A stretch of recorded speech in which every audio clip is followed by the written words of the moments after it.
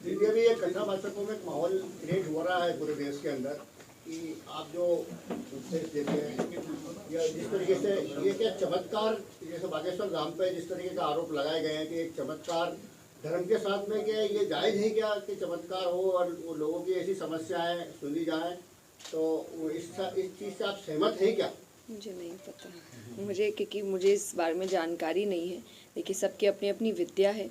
आप मुझसे मेरी कथा के बारे में पूछेंगे तो मैं आपको स्पष्ट रूप में बता पाऊंगी, क्योंकि मैं उसके बारे में पढ़ रही हूँ। पर कोई और अगर कुछ कर रहे हैं तो वो उनकी पढ़ाई क्या है, वो कैसे कर रहे हैं, मुझे पता नहीं है। तो उस पर अगर मैं टिप्पणी करती हूँ तो मैं गलत हूँ। आप गृहस्थ आश्रम में कब प्रवेश करेंगे? तो मैं तो करूँगी। आध्यात्म का मतलब ये नहीं है कि मैं शादी नहीं करूँगी, बिल्कुल करूँगी। पर जैसा मैंने एग्जैक्टली मैं यही बात कह रही हूँ कि आज देखिए, क्योंकि हम चीज़ें आपको अच्छे के लिए मिलती है, आप उसका बुरा इस्तेमाल करते हैं। सोशल मीडिया आपको अच्छे के लिए मिला है, आज आप सामने हैं, मैं यहाँ बैठी हूँ, आप मेरी बात हर घर तक पहुँचा सकते हैं, ये एक अच्छा है। लेकिन अगर वो बात मोड़ के घुमा के करेंगे तो ये गलत है। तो वैसे ही आप समझिए कि जब मैंने सोशल मीडिया बनाया था तो इसका अर्थ यही है कि मेरी बात मेरे चैनल्स के थ्रू आप तक पहुँचेगी। पर लोग अलग अलग चैनल, फेक चैनल बनाकर कह रहे हैं कि ऐसे हो रहा है, वैसे हो रहा है। तो अगर मेरी शादी होगी तो मेरे चैनल से बता दी जाएगी आप। देश को हिंदू राष्ट्र बनाने की जो कवायद चल रही है, ऐसा ही मांग कर रहे हैं वो लोग, और उसका भी एक बीड़ा जो एक युवा संत ने उठा रखा है।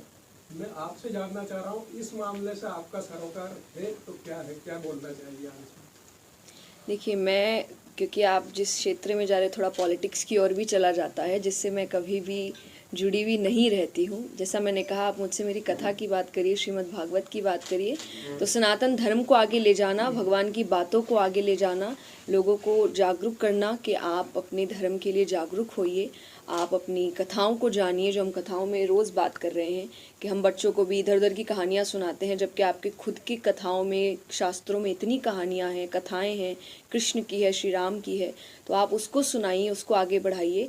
इस पर मेरा पूरा पूर्ण सहयोग है कि आप इस बात को, इस धर्म को आगे लेकर जाएं। भागवत कथा का जो उद्देश्य है, उसके अनुसार आप यहाँ के युवाओं के लिए क्या कहना चाहेंगे?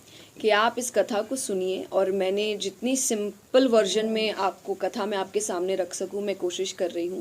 और मैं इसीलिए सिंपल करती हूं क्योंकि जो आज के युवा है वो शायद समझ नहीं पाते हैं जो गहरी बातें हैं। तो मैं आपको आपके शब्दों में, आपकी भाषा में समझाने की कोशिश कर रही हूँ। खुद एक युवा होकर मैं हमेशा कहती हूँ, मैं संत नहीं हूँ, मैं साधु नहीं हूँ, मैं एक साधारण लड़की हूँ, जैसे आपके घर के बच्चे होते हैं। और सबकी अपनी अपनी रुचि होती है किसी क्षेत्र में। मेरी रुचि आध्यात्म में है, जिसको लेकर मैं आगे बढ़ रही हूँ, उसके पीछे काम कर रही हूँ। तो मेरी यही इच्छा है कि मेरे जैसे जो युवा है, जो आज के समय बहुत कंपटीशन के साथ जी रहे हैं, चाहे करियर है, चाहे जो दुनिया बदल रही है इतनी जल्दबाजी में, उसमें वो डिप्रेशन, एंजाइटी, दिक्कतें हैं, उन सब का इलाज है आपके शास्त्र। आपका नाम जया शर्मा है, आपका जया किशोरी कैसे पड़ा नाम? किसने बताया? ये मेरे गुरुजी हैं, मेरे बड़े हैं। उन्होंने, जैसे हम हमेशा कहते हैं कि घर के जो लड़के होते हैं, हम उनको प्यार से कन्हैया कहते हैं, अरे हमारे घर का कान्हा है, तो लड़की घर की राधा क्यों नहीं हो सकती?